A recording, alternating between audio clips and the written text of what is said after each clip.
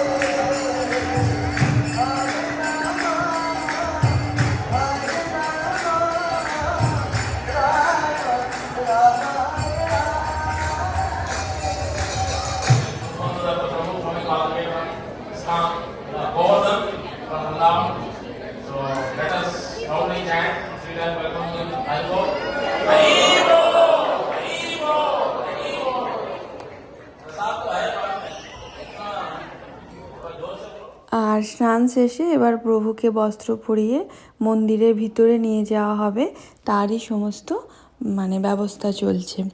আর কি অদ্ভুত না, আমরা কখনো ঈশ্বরকে নিজের সমস্ত দোষ ত্রুটির কথা বলি, নিজের মনের প্রার্থনা জানাই, নিজের সবাইকে ভালো রেখো, মঙ্গল করো সবার, তার কাছে আমরা আবদার করি। আবার কখনো কখনো এই ঈশ্বরকেই আমরা ঘরের একজন সদস্য হিসেবে দেখি, নিজের সন্তান হিসেবে তাকে দেখি।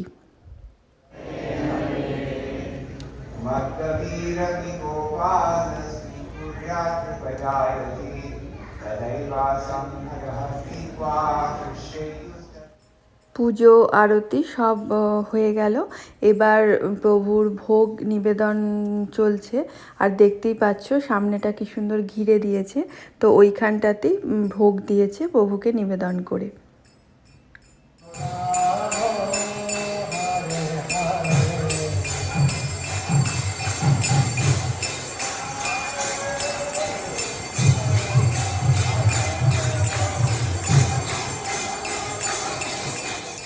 আর এই ছিল আমাদের খাবার, যেখানে ছিল ভাত, লুচি, মটর পনির, ছোলার ডাল, দই বড়া আর খাজা।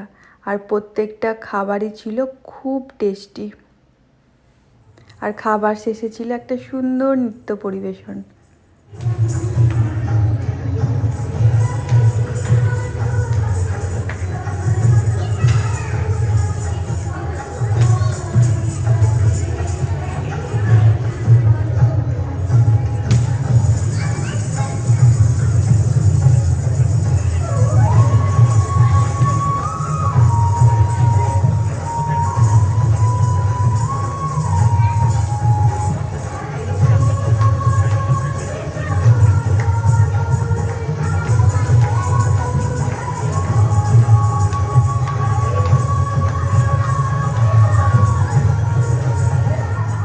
আর প্রভুরও মানে চেঞ্জ হয়ে গেছে। প্রভু এবার গজবেশে সেজে উঠেছে।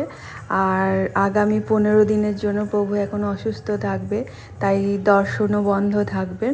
আবার সেই দর্শন শুরু হবে, দেখা যাবে সেই রথের দিনে। তো 15 দিন এখন মন্দির বন্ধ থাকবে। তো আমাদেরও এবার প্রভুরও এবার শয়নের টাইম হয়ে গেল। আর আমিও ভিডিওটা এবার শেষ করছি। তোমাদের ভালো লাগলে একটা লাইক, কমেন্ট, শেয়ার করে দিও। আর যদি ফেসবুক থেকে দেখো তাহলে অবশ্যই ফলো করে দিও। আর যদি ইউটিউব থেকে দেখো তাহলে সাবস্ক্রাইব করে দিও চ্যানেলটিকে। সবাই ভালো থেকো, সুস্থ থেকো, সাবধানে থেকো, আর নিজেদের যত্ন নিও। আবার দেখা হবে নতুন কোনো ভিডিওতে। ততক্ষণের জন্য টাটা।